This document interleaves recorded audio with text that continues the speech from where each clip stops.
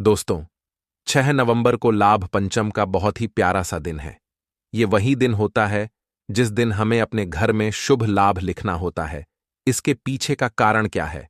क्यों शुभ लाभ लिखते हैं जिससे हमारे घर में मां लक्ष्मी का वास होता है? बहुत ही प्यारा सा दिन है।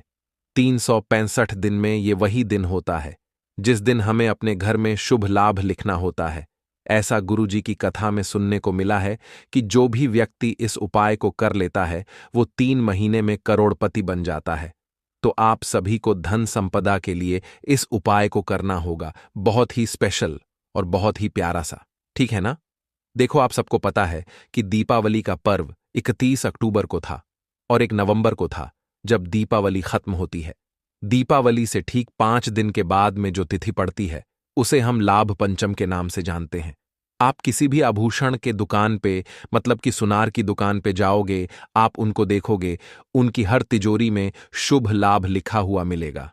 इसके पीछे का कारण क्या है पता है मित्रों?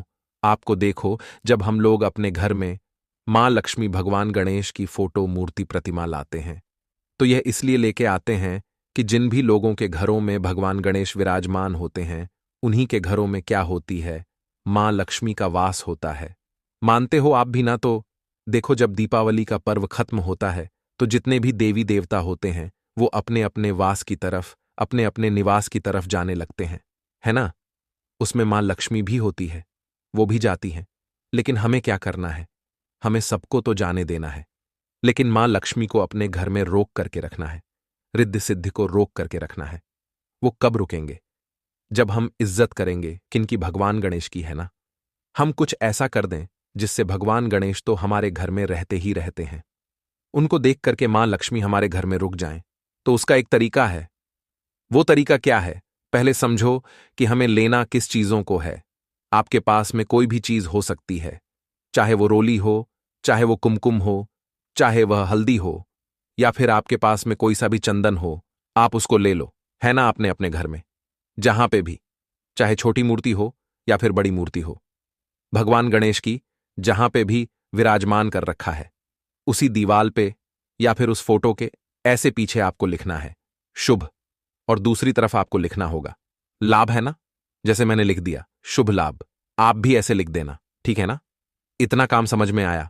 अब मान लो आप कहोगे, भैया हमारा घर, जो हम लोग, मतलब जहां पर भी हम लोगों ने उनकी फोटो, मूर्ति रखी हुई है, वहां पे स्पेस नहीं है कि हम शुभ लाभ लिख सक, या फिर टाइल्स लगा है, या फिर हम लोग का ऐसे लकड़ी का मंदिर है, नहीं लिख पाएंगे। तो क्या तरीका है? तो एक तरीका और है।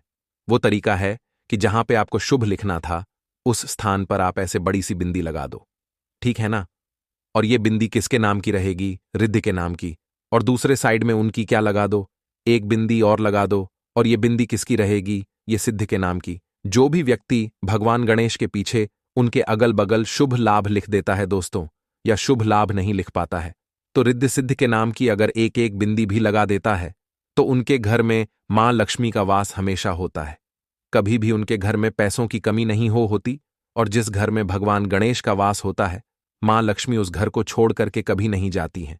इसीलिए आप सभी को लाभ पंचम के इस सर पे शुभ लाभ का ये उपाय अपने घर पे जरूर करना चाहिए। ठीक है ना? बहुत स्पेशल है, बहुत प्यारा है। हमें साल भर हमेशा शुभ लाभ, शुभ लाभ, शुभ लाभ नहीं लिखना चाहिए ना। ये कुछ ऐसी तिथियां होती हैं, उसी दिन हमको शुभ लाभ लिखना होता है। मेरी बात समझ में आई क्या? तो आप सबको करना होगा। पहला उपाय आपको समझ में आ गया है। आगे बढ़ते हैं। अब इस वीडियो के हम लोग अपने दूसरे उपाय की तरफ, जो कि आप सभी को लाभ पंचम के अवसर पे करना चाहिए। अब बात करते हैं कि भैया इस उपाय के फायदे क्या होंगे। तो पहला तो हम लोगों ने शुभ लाभ का उपाय देखा, जो कि धन प्राप्ति का था। अब ये जो दूसरा उपाय हम देख रहे हैं दूरवा का, ये होगा लड़ाई के लिए। लड़ाई के लिए मतलब कि जैसे घर में अगर आपके बहुत क्लेश हो रहा है, हर छोटी बातों को लेकर के आपकी फैमिली में, परिवार में बहसबाजी हो रही है, लोग परेशान हो रहे हैं, तो आप इस उपाय को करेंगे। इसके लिए आपको दूर्वा लेनी है ना, जो हरी दूर्वा होती है, उस हरी दूर्वा को लोगे 21। ध्यान रखिएगा, अगर आपको दूर्वा नहीं मिलती है तो दूर्वा की जगह पे चावल के दाने का इस्तेमाल कर सकते हो। ठीक है ना? ले लिया। अब उसके बाद में एक तांबे का लोटा लो, उसके अंदर जल भरो और जल के ही अंदर कार्तिक मास का महत्तम पर्व चल रहा है, तो गंगा जल जरूर डालना। इन सभी चीजों को उठा लो और सीधा आपके घर में या फिर मंदिर में, जहां पे भी जाना चाहो आप चले जाओ। अब एक चीज का ध्यान रखिएगा, ये जो आपने यहां पे दूरवा लिया है, इस दूरवा को पीला कर लो। अब पीला आपको हल्दी से नहीं करना, इस बार किससे करोगे? आपके पास में अष्टगंध होना चाहिए, आपके पास में पीला चंदन होना चाहिए। उससे क्या करेंगे, इस दूरवा को या फिर उस चावल के दाने को आपको पीला कर लेना है। पीला करने के बाद में हम सबको पता है कि महादेव का पूरा जो परिवार है वो शिवलिंग के ऊपर ही विराजमान है। और ये जो स्थान आपको दिखता है दोस्तों, ये है माता अशोक सुंदरी का। यहीं पे आपको उस पीले किए हुए दूरवा को रख देना है। और जो आपके पास में एक लोटा जल है, उस जल को महादेव के शिवलिंग के ऊपर समर्पित करना है। अब जब यहां पर चढ़ाओगा तो एक नाम आपको बोलना है महादेव का। मैं लिख भी रहा हूं, और वो नाम है हाटकेश्वर। महादेव कौन से महादेव? हाटकेश्वर महादेव के नाम से आप जल चढ़ाएंगे। यही जल बहता बहता और इसी दूरवा से होता हुआ नीचे गिरेगा। इस जल को रोक लेना और इस जल को उठा करके अपने घर लेकर के जाना। जितने भी कमरे हैं आपके घर में, जितने भी रूम्स हैं, उन सभी कमरों में अगर इस जल का छिड़काव आप कर दोगे कुंदकेश्वर महादेव के नाम से, तो कभी आपके घर में लड़ाई झगड़े नहीं होंगे, कभी आपके घर में क्लेश नहीं होंगे। एक छोटी सी बात और समझा दूं कि आपको तरीके से करना है।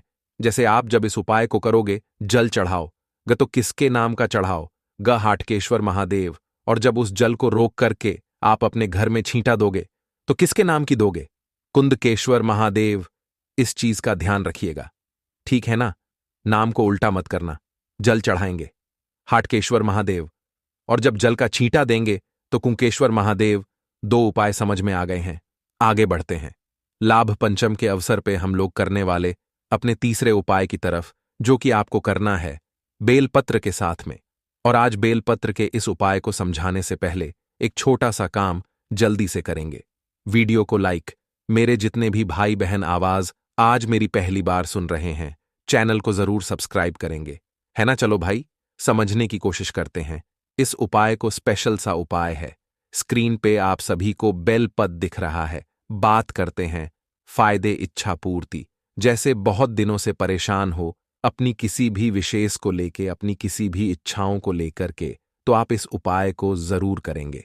इसके लिए आपको एक बेल पत्र लेनी है, जो कि बहुत ही प्यारी सी हो, सुंदर सी हो, कहीं से कटी पिटी ना हो। बेलपत्र के साथ में लाभ पंचम का जो दिन है मित्रों, भगवान गणेश को समर्पित होता है। और आपको मैंने पहले भी बता रखा है, भगवान गणेश को जो दूर्वा होती है वो बहुत प्रिय होती है, बताया है मैंने आपको। तो आपको दूर्वा लेनी है। अब बेलपत्र के साथ में दूर्वा लेंगे, तांबे के लोटे में आपको जल भरना है और जल के साथ में आपको पहुंच जाना है सीधा महादेव के शिवलिंग के पास में। तरीका समझने की कोशिश करना। जो आपके पास में दूर्वा है ना, उस दूर्वा को पहले माता अशोक सुंदरी के स्थान पर रख देना। ज्यादा दूर्वा मत देना, 2 4 10 दूर्वा ले लेना और उसको समर्पित करना। दूर्वा समर्पित करने के बाद में अभी बेलपत्र नहीं चढ़ाना है। क्या करना है? अब आपको एक लौटा जल चढ़ाना है, जो आपकी मनोकामना है, जो आपके विशेष हैं कुंदकेश्वर महादेव के नाम से, ठीक है ना? जल चढ़ा दिया। किसके नाम से चढ़ाएंगे? जल कुंदकेश्वर महादेव के नाम से जल चढ़ाना।